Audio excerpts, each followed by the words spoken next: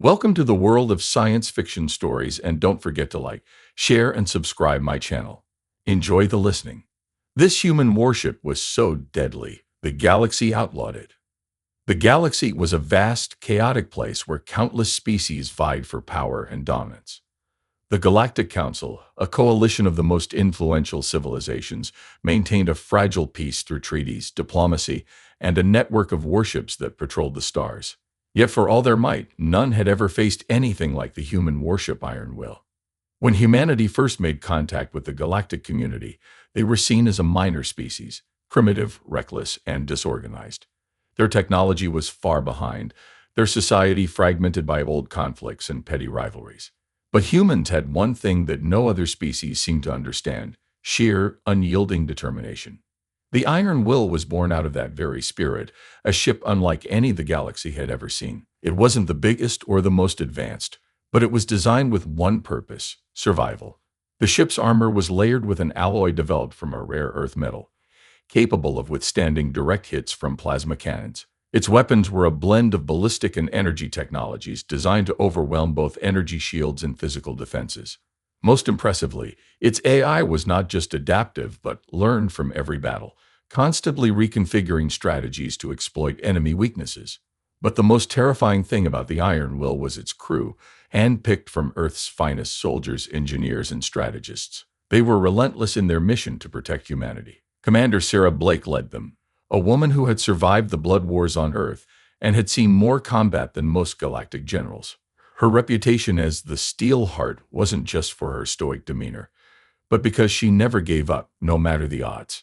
The ship's first test came when the Aerie, a warlike species with a penchant for conquering weaker planets, targeted Earth. They underestimated the humans, as everyone did. In a bold move, Commander Blake took the Iron Will straight into the heart of the Aerie fleet. Their flagship, the Pride of Stars, fired a beam that could slice moons in half, but the Iron Will shrugged it off like a breeze. Blake ordered a direct charge, ramming into the enemy ship and discharging a shockwave that fried the Aerie systems. The Pride of Stars shattered like glass. News of the Aerie defeat spread through the galaxy like wildfire. Suddenly, everyone wanted to test this new human warship. The Council ordered a tactical evaluation, sending 5 of their best ships to subdue the Iron Will.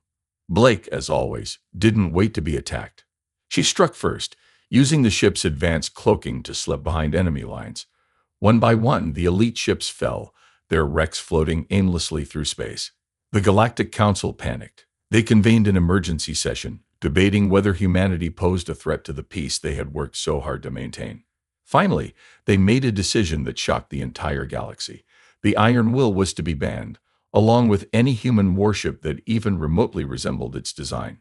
Humanity was labeled as a rogue faction, too dangerous to be part of the galactic community. Back on Earth, Commander Blake looked at the decree with a grim smile. "So they're afraid of us," she muttered. "Good. Maybe now they'll think twice before coming after our home." The Iron Will didn't cease to exist, of course. It became a legend, a ghost ship that appeared whenever humanity was threatened, a grim reminder to the galaxy that Earth would never bow. The Council, in its arrogance, had made one critical mistake. They thought banning the ship would break humanity's spirit. Instead, it only fueled their resolve. The galaxy would learn, one way or another, that humans never quit. Blake leaned back in her command chair, watching the stars pass by. She knew the Council's forces would be hunting them now, but it didn't matter. The Iron Will was more than just a warship. It was a declaration. Humanity was here to stay, and they would fight to the last breath to protect their freedom. The galaxy hadn't banned a warship. They had banned a spirit, one that could never be conquered. The Galactic Council's decision to ban the Iron Will was intended to send a clear message to humanity. Their aggressive spirit and reckless courage were not welcome among the stars, but instead of fear, it ignited a fire within humanity's soul. Earth's leaders condemned the decree, declaring that they would not be bullied into submission. Meanwhile, the Iron Will remained on the move, never staying in one place long enough to be trapped. Commander Sarah Blake stood on the bridge, arms crossed over her chest, eyes fixed on the tactical display. Her crew was unusually quiet, processing the implications of the Council's decision. Lieutenant Rafael Mendez broke the silence first. "So we're outlaws now?" he asked, his voice tinged with a hint of disbelief. Blake turned to face him, her steel gray eyes as unwavering as ever. Outlaws? Heroes? Depends on who you ask, but we're still soldiers, and our mission hasn't changed. Protect Earth at all costs. Lieutenant Commander Nadia Lee snorted from her station. Funny how the galaxy didn't mind us being small and weak. The second we show some teeth, they label us as a threat. Blake allowed herself a thin smile. That's because they never thought we'd make it this far. They see our determination as a danger. Maybe they're right. Suddenly, an alert flashed on the screen, a priority transmission. Blake gestured to Mendes, who opened the channel. The face of Admiral Jonathan Reed appeared, his expression grave. Commander Blake, he began, skipping the pleasantries. The Council isn't just banning the Iron Will. They're deploying an armada to hunt you down. We estimate at least 15 ships from different factions, including the Aerie and the Krell Coalition. Blake didn't even flinch. Expected as much. Are they aiming to attack Earth directly? Not yet, Reed replied, but they've positioned blockade fleets around the Sol system. They think cutting off our home will force you to surrender. Blake smirked. They clearly don't know us. Any chance of reinforcements? Reed's face hardened. Negative. Most of our ships are either blockaded or pinned down by political pressure. You're on your own. Blake nodded, not showing the slightest hint of disappointment. Understood, sir. We'll keep them busy out here. If they want the Iron Will, they'll have to work for it. The transmission ended, and Blake faced her crew, her voice carrying the calm, unwavering authority that had seen them through countless battles. You heard the Admiral. They're coming for us, but we're not going to make it easy. Set course for the Vidian Nebula. We'll use the gas clouds to mask our movements. As the ship jumped to warp, Mendes shot her a curious look. You really think we can take on 15 ships? Blake gave him a sidelong glance. We're not fighting them head-on. We're going to make them question why they even bothered. Hit and run ambushes. Let them wear themselves out while we stay sharp. Lee grinned, her fingers dancing over the weapons console. Now that sounds like fun. Think they'll send their best. Blake's eyes gleamed with cold determination. They have no choice. They'll want to make an example of us. Let's make sure it's one they'll never forget. The Iron Will dropped out of warp within the nebula, surrounded by swirling green gas and electromagnetic storms that played havoc with sensors. Blake knew this terrain well. She had specifically chosen it because it was treacherous for anyone unfamiliar with the area. They would lie in wait, silent as a predator. Hours passed before the first blip appeared on the radar. A Krell destroyer scouting ahead of the main fleet. Blake kept the ship powered down, drifting in the nebula's magnetic fields to avoid detection. As the Krell moved closer, Lee whispered, "They're scanning, but they're not picking us up." "Hold," Blake ordered. When the destroyer passed within optimal range, she snapped her fingers. "Fire." A single kinetic rail slug tore through the destroyer's engine core, and the ship erupted in a brilliant flash. Before the light faded, the Iron Will was already repositioning deeper into the nebula, like a ghost that had never existed. Within minutes, multiple signals flared up, patrol groups scrambling to find the attacker. Blake watched the chaos unfold with grim satisfaction. They had no idea where to look, and she intended to keep it that way. As the armada pushed deeper into the nebula, the crew remained tense but focused. Blake leaned forward, her voice soft but cutting through the tension like a blade. "Let them come. They think we're just another warship. They have no idea they're hunting something far more dangerous. Let's show them why they banned us." From the depths of the nebula, the Iron Will prepared its next strike, patient and unrelenting. Blake knew this would be a long, brutal game of cat and mouse, but in the end, the galaxy would learn one truth. Humans didn't just fight wars, they survived them. And survival was something the Iron Will did better than anyone else. The Vidian Nebula stretched out like a vast, swirling ocean of emerald light, hiding the Iron Will within its turbulent folds. The nebula's dense gas and unpredictable electromagnetic storms made it the perfect hunting ground for a ship designed to strike from the shadows. Commander Blake moved between the bridge stations, ensuring her crew remained sharp. Lieutenant Rethel Mendes kept a close eye on the sensor arrays, which were barely functional in the nebula's interference. Lieutenant Commander Nadia Lee monitored weapons and power distribution, her fingers ready to unleash hell at a moment's notice. "Status on the enemy fleet," Blake asked. Mendes squinted at his screen, adjusting filters to cut through the interference. "They're splitting into smaller groups, probably to cover more ground. Most are staying within communication range of each other, but a few stragglers are venturing out." Blake's lips twisted into a sly grin. That's the problem with too much caution. They spread themselves thin. We'll take out the stragglers and make it look like an accident. Keep them paranoid. Mendes hesitated. You really think they'll fall for it? These are elite warships. Blake gave him a cool, confident look. It's not about them being elite. It's about them being afraid. They know they're chasing a legend. Fear makes even the best second guess themselves. She straightened up. Helm, bring us in close to that isolated cruiser. No active emissions. Lee, prep an EMP burst. We disable them before they know what hit them. The Iron Will glided through the nebula like a phantom, its black hull blending into the dark gas clouds. The Krell cruiser loomed ahead, scanning the nebula with bright beams of light.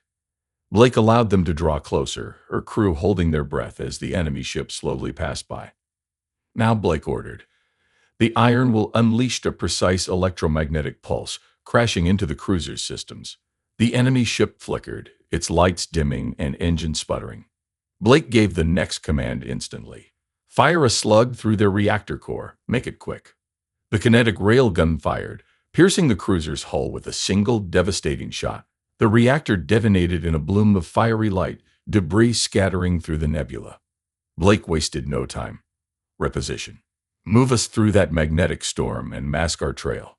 As they drifted deeper into the nebula, communications traffic from the enemy fleet spiked. Panic was setting in as they struggled to understand how one of their most powerful cruisers had just vanished without a trace. Lee chuckled under her breath. They're freaking out. Some of them think it was an accident. Others are saying it was sabotage. Blake nodded, satisfied. Good, let them argue. The more divided they are, the easier it will be to pick them off. A new signal suddenly emerged on the display, much stronger than the others. Mendes tensed, recognizing the signature. Ma'am, that's the Hammer of Dominion, Krell flagship. They're calling for all ships to regroup and secure the nebula exit. Blake's eyes narrowed. They're trying to box us in. They must think we're trying to break out and make a run for it. Mendes looked at her, uncertain. Are we? Blake allowed herself a dark smile. No, we're going straight for their flagship. Lee blinked in surprise. You're kidding? That thing's packing enough firepower to turn us into vapor. Blake's voice was cold steel. That's why they think they're safe. No one would dare attack the Hammer head-on, which is exactly why we're doing it. The crew exchanged glances. Tension mingled with admiration. Blake's reputation as the Steel Heart wasn't just because of her unwavering resolve. It was because of her willingness to defy every tactical convention when it suited her. She moved to the holotable, highlighting the Hammer's position. They'll be expecting a frontal assault or an ambush from behind. We'll go underneath through the dense core of the nebula. It's risky, but they'll never expect it. By the time they realize we're right beneath them, it'll be too late. Mendes grinned despite himself. That's insane. I love it. Blake glanced over the crew, seeing the fire return to their eyes. If we take out their flagship, the rest will scatter. They're running on fear right now. Let's give them a reason to break. As the Iron Will descended into the thickest part of the nebula, the ship trembled from electromagnetic turbulence. Sparks flew from overloaded systems, but the crew remained focused, adjusting power levels and stabilizing the hull. For hours they crept through the storm, every minute feeling like an eternity. Finally, the Hammer of Dominion loomed above them, its massive thrusters humming like a beast ready to pounce. Blake took a deep breath. Lock onto their engine cluster. We're going to hit them before they even know we're here. Lee grinned and adjusted the targeting systems. Locked. Waiting on your command. Blake hesitated just long enough to savor the moment. Then her voice cut through the tension like a blade. Fire. The Iron Will unleashed its full fury, kinetic slugs and plasma bursts ripping through the flagship's thrusters. The Hammer lurched, its engine spewing fire and debris. Before they could retaliate, Blake ordered a sharp ascent, bringing the Iron Will up and over the crippled ship, targeting its bridge with a final salvo.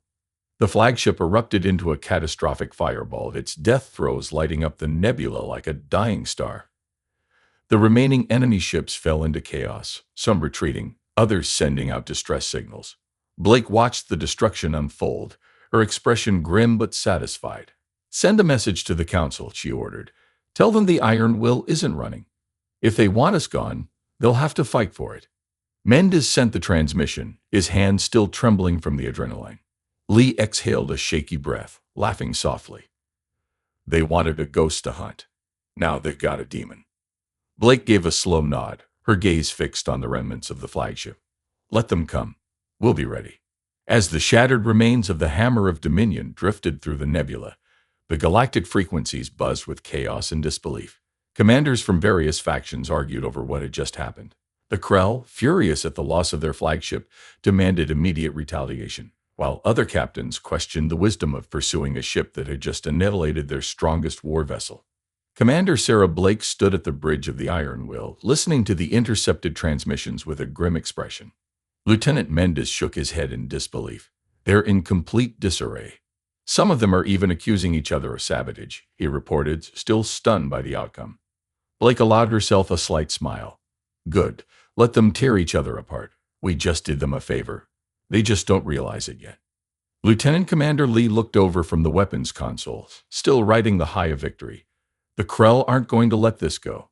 They'll regroup eventually, maybe even call in reinforcements from their home world. We can't stay here. Blake nodded. We've made our point. They underestimated us, and it cost them. Now we need to move before the Council sends more ships to track us down. Plot a course to the Acheron Belt. The asteroid field will give us cover while we make repairs. As the Iron Will prepared to jump, Mendes hesitated, glancing back at his commander. Ma'am, do you think the Council will just give up after this, or will they send even bigger guns? Blake looked at the chaotic transmission logs one last time before giving a cold smile. Oh, they'll send more. But now they're afraid. They'll hesitate, debate, and argue while we pick them off one by one. That fear is our advantage. The ship lurched into warp, leaving the wreckage of the Krell flagship behind. The crew busied themselves with repairs and maintenance, adrenaline slowly giving way to exhaustion. Blake took a moment to herself in her quarters, her mind racing. Despite her exhaustion, she couldn't afford to relax. The galaxy was vast, but not vast enough to stay hidden forever. A soft chime interrupted her thoughts, and the view screen flickered to life. Admiral Reed's face appeared, looking more weary than usual. Commander, he greeted, his tone both stern and respectful. Admiral, Blake replied, keeping her expression neutral. I assume you heard the news? Reed gave a grim nod. The entire council is in uproar.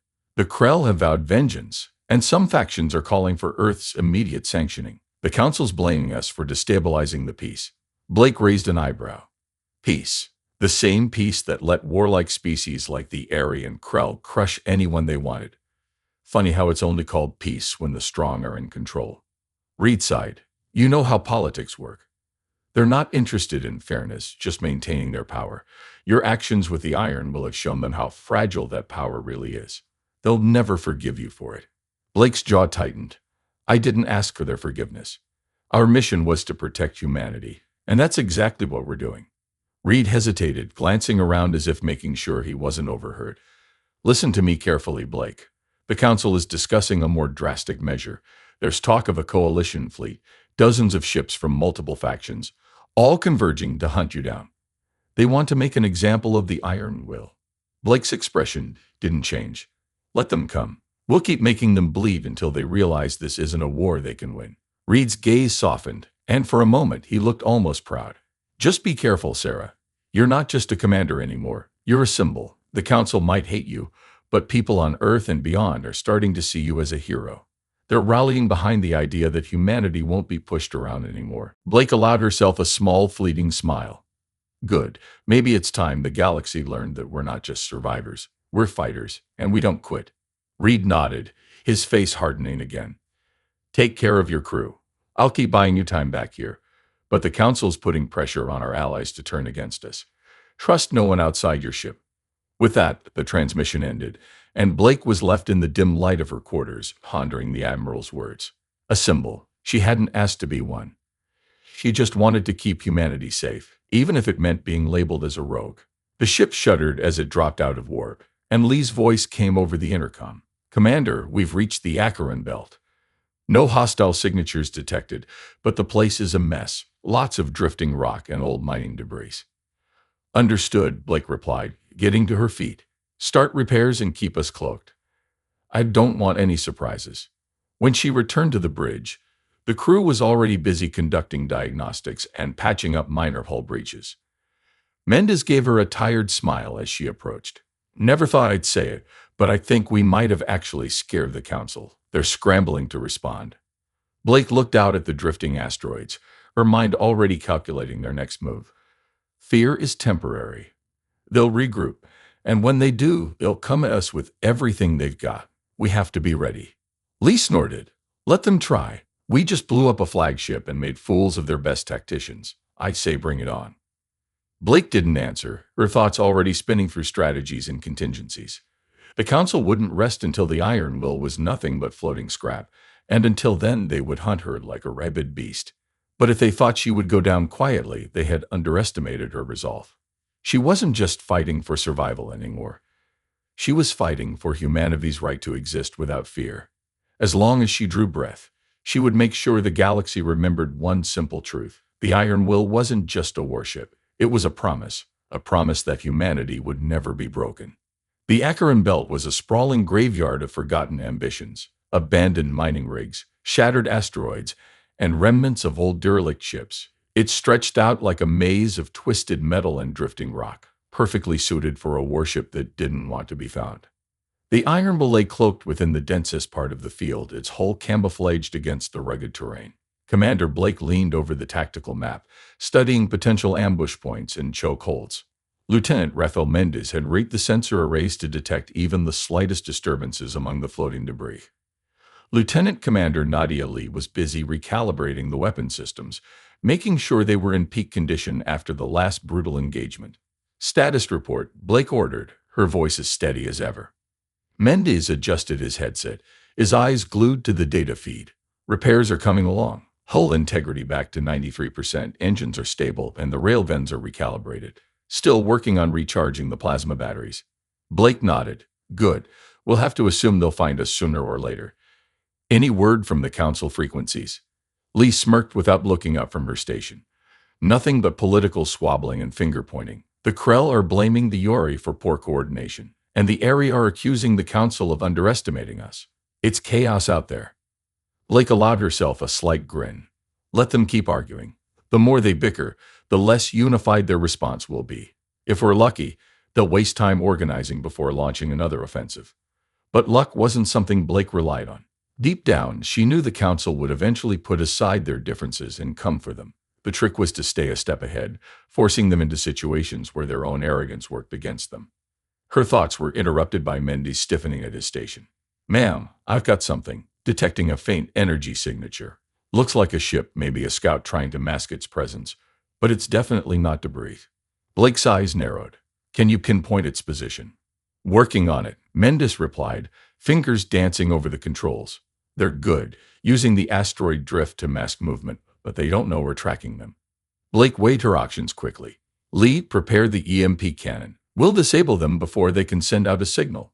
Mendes, maintain visual and be ready to jam any outgoing transmissions. A tense silence fell over the bridge as the unknown ship glided closer, hugging the shadow of a massive asteroid. Finally, Mendes gave a sharp nod. Got a lock. It's an Etheri scout frigate, lightly armored, mostly recon gear. Blake made her decision. Fire EMP now. The Iron Will hummed as the electromagnetic pulse fired, lighting up the void with a shimmering wave of energy. The scout ship jolted violently, its lights flickering before going dark. Blake gave the next command instantly. Reel them in with the grappling array. I want to know what they were doing out here alone. Lee triggered the magnetic harpoon, and the Iron Will latched onto the disabled ship, pulling it in like a fisherman hauling in his catch. Blake led a boarding team herself, stepping onto the scout's bridge with her rifle at the ready. The Etheri crew were slumped over their consoles, unconscious from the EMP shock. Secure them, Blake ordered. Lee, pull whatever data you can from their logs. Within minutes, Lee's voice crackled over the comms. You're going to want to see this, Commander. Looks like they weren't just scouting. They were laying down sensor beacons, trying to map our position in the belt. Blake frowned. How many beacons did they place? Lee's response was grim. At least 4 active. If they finish triangulating, the entire belt will light up like a beacon for the Coalition fleet. Blake felt a chill run through her. They were being boxed in again. And this time, if the Coalition located them, there would be no time to escape. She returned to the Iron Will, her mind racing as Lee continued her analysis. They were transmitting partial data bursts to a relay buoy deeper in the belt, Lee reported. We take out the buoy, and we stop the data from reaching the main fleet. Blake nodded, already plotting the next move. Destroying the buoy isn't enough. If we just shoot it, they'll know we're in the belt. We need to make it look like an accident, like the buoy failed on its own. Mendes chimed in. We could send out a signal burst mimicking a power overload. That would fry the circuits and look like a malfunction. No one would suspect sabotage. Blake smirked. Do it. And while you're at it, see if you can plant a false signal. Make it look like we left the belt and headed toward the Argon cluster. That'll throw them off our scent. As the crew worked on the deception, Blake stared at the stars outside the viewport, knowing they had narrowly escaped being trapped again. The council wasn't stupid. They were learning from every encounter. Each time they survived, the noose tightened a little more. Finally, Mendes reported success. Buoy's been fried, and the false trail's in place. If they're tracking us, they'll be chasing shadows for a while. Blake exhaled slowly, tension easing from her shoulders. Good work. Let's relocate to a deeper position within the belt. We'll stay dormant for a while and let the heat die down. As the iron will move through the maze of asteroids, Blake felt a growing weight in her chest. This fight was more than just survival now. It was about proving that humanity would not bow down to tyranny and fear. The Council wanted them to be an example, to show the galaxy what happened to those who defied the established order. But Blake knew that fear could be turned around. Every battle they survived, every flagship they destroyed, only served to fan the flames of rebellion. Other species, oppressed and ignored, were starting to take notice. Perhaps it was time to stop just fighting and start rallying. Humanity couldn't stand alone forever. If they were going to challenge the Council's rule, they would need allies, species that had been ground underfoot and forced to live in submission. Blake glanced at the crew, her expression hardening with determination. Send out encrypted signals to the old resistance networks. Tell them the Iron Will is alive, and we're looking for anyone brave enough to fight back. Mendes looked up, surprised. You think anyone will answer? Blake's gaze was unwavering. They will. We've been proving something important out here, that the Council can be hurt. Once they realize that, they'll be more than willing to strike back. And we'll be leading the charge. As the crew set to work broadcasting the call to arms, Blake couldn't help but feel the spark of hope ignite within her. The Iron Will wouldn't just be a ghost haunting the Council's nightmares. It would become a symbol, a banner under which the oppressed and beaten down could rally. The galaxy had underestimated humanity, and soon they would learn that Earth wasn't just a minor world. It was a forge where warriors were born and legends were made. The encrypted signal pulsed through the void, bouncing off derelict relays and buried buoys, an open invitation to anyone brave enough to defy the Council's grip. Blake knew it was a risk. Broadcasting their presence, even indirectly, could draw the coalition fleet straight to them. But fear and caution weren't going to win this fight. Humanity needed allies, and allies needed a call to action.